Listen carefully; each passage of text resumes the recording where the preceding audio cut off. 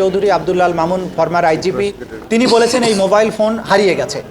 তার এই বক্তব্য সন্তোষজনক নয়, কারণ তিনি গ্রেপ্তার হওয়ার পূর্বে সেনানিবাসে ছিলেন বলে তিনি জানিয়েছেন। তারপরে তার মোবাইল ফোন থেকে তিনি সোশ্যাল মিডিয়াতে বক্তব্যও দিয়েছেন 5ই আগস্টের পরে। সুতরাং তার এই মোবাইলে গুরুত্বপূর্ণ এভিডেন্স আছে, এটা আমরা আমাদেরকে যে কোনো মূল্যে পেতে হবে।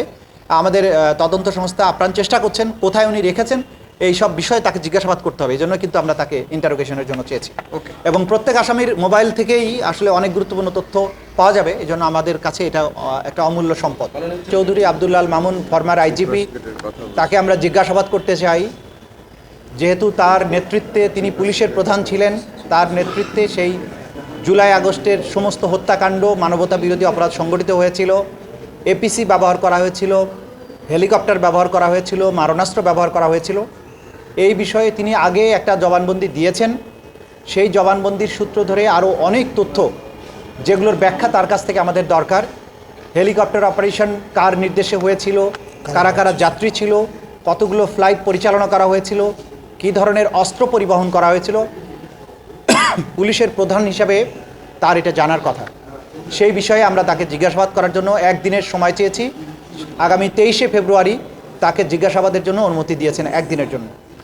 আর ওই একই মামলায় 2 মাসের সময় দিয়েছেন, 28শে এপ্রিল পরবর্তী তারিখ ধার্য করেছেন। এই সময়ের মধ্যে তদন্ত রিপোর্টের ব্যাপারে সময় দিয়েছেন, তদন্ত কাজ পরিচালনার জন্য রিপোর্ট দাখিলের কথা বলেছেন। দ্বিতীয় মামলা ছিল র্যাবের একজন সাবেক company commander additional SP Mohiuddin Faruqui.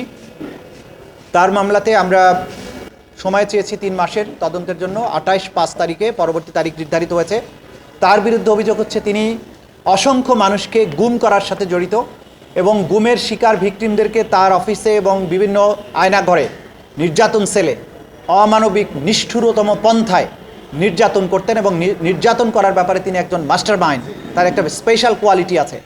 সেই জন্য তার ব্যাপারে আমরা বলেছি যে এই মামলাগুলো তার নিষ্ঠুরতার সংবাদ প্রচারিত হবার পরে আয়নাঘরগুলো যখন জাতির সামনে উন্মোচিত হয়েছে প্রধান উপদেষ্টার ভিজিটের পরে, তখন এই ভিকটিমেরা সাহসী হচ্ছেন এবং তারা এক এক করে আমাদের ট্রাইব্যুনালে অভিযোগগুলো নিয়ে আসছেন।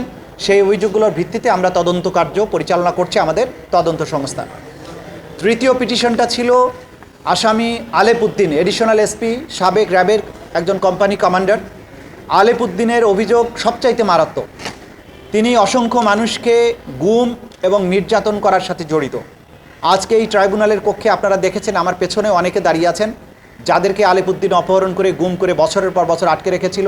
তাদেরকে নিষ্ঠুরতম পন্থায় নির্যাতন করেছিল, ইলেকট্রিক শক দেয়া, চোখ বেঁধে রাখা, উল্টো করে ঝুলিয়ে পেটানো, বিদ্যুতায়িত করা, এবং সবচাইতে মারাত্মক যেটা করেছিলেন যে একজন আসামিকে গুম করে রাখার সময়ে তার স্ত্রীকে, তার বিশ্ববিদ্যালয়ে পড়ুয়া স্ত্রীকে তার স্বামীকে হত্যার ভয় দেখিয়ে তাকে বাধ্য করে একাধিকবার রমজান মাসে রোজা ভাঙিয়ে তাকে ধর্ষণ করা হয়েছে। এই তথ্য প্রমাণাদি আমাদের কাছে এসেছে।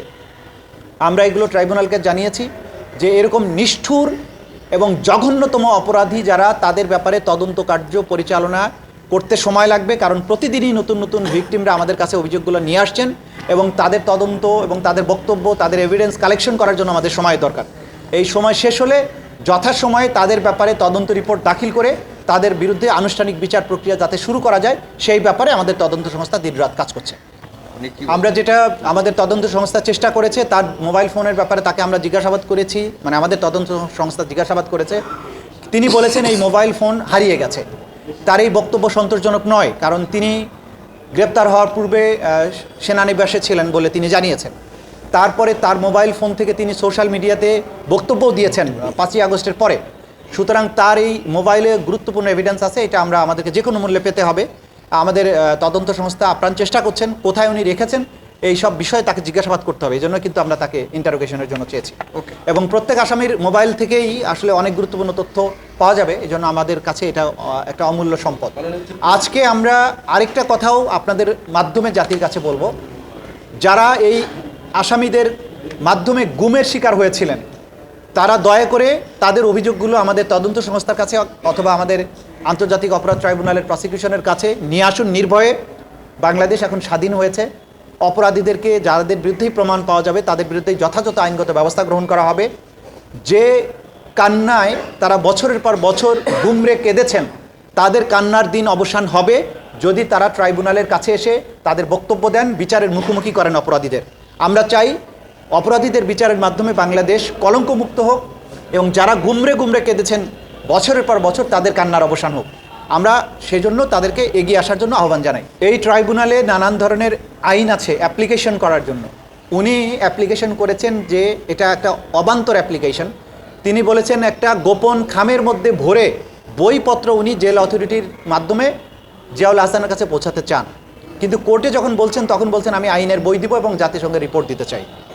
আমরা আদালতে বলেছি যে কোনো কারা কর্তৃপক্ষের কাছে আগে তাকে রিকোয়েস্ট করে বলতে হবে আমি এই জিনিস আসামির কাছে দিতে চাই। যদি কারা কর্তৃপক্ষ সেটা রিফিউজ করে, তাহলে যদি সেই রিফিউজালটা এই মামলার সাথে সংশ্লিষ্ট হয়, যে ডকুমেন্ট দিতে চাচ্ছে সেটা যদি এই মামলার সাথে ট্রাইব্যুনালের মামলার সাথে সংশ্লিষ্ট হয়, তাহলেই কেবল ট্রাইব্যুনালে আবেদন করা উচিত। উনি কারা কর্তৃপক্ষের কাছে কোনো রিটার্ন কিছু দেননি, গোপন খামে অনেক কিছু দিতে চেয়েছেন, সেটা তো কারা কর্তৃপক্ষও দিতে পারে না এবং ট্রাইব্যুনালের কাছে এটা চাইতে পারেন না। এবং আমরা বলেছি যে একজন আসামির ডকুমেন্টস প্রাপ্তির অধিকার সৃষ্টি হয় তদন্ত রিপোর্ট দাখিলের পরে আমাদের এই ট্রাইব্যুনালের আইন অনুযায়ী। যখন তার বিরুদ্ধে ফর্মাল চার্জ দাখিল হবে তখন প্রসিকিউশনের যে সমস্ত ডকুমেন্ট তার বিরুদ্ধে ব্যবহার করা হবে বলে আমরা মনে করব, সেগুলো সব কিছুর কপি আমরা তাকে দেব। তখন সেই কপিগুলো তাকে সার্ভ করার প্রশ্ন আসবে এবং সেটা যদি না পায় তখন তিনি আবেদন করতে পারেন। এখন আজকে কথা নাই বার্তা নাই আমি জেল অথরিটিতে আমি এটা দিতে চাই সেটা দিতে চাই, যেগুলো এই মামলার সাথে কোনো সম্পর্ক নাই।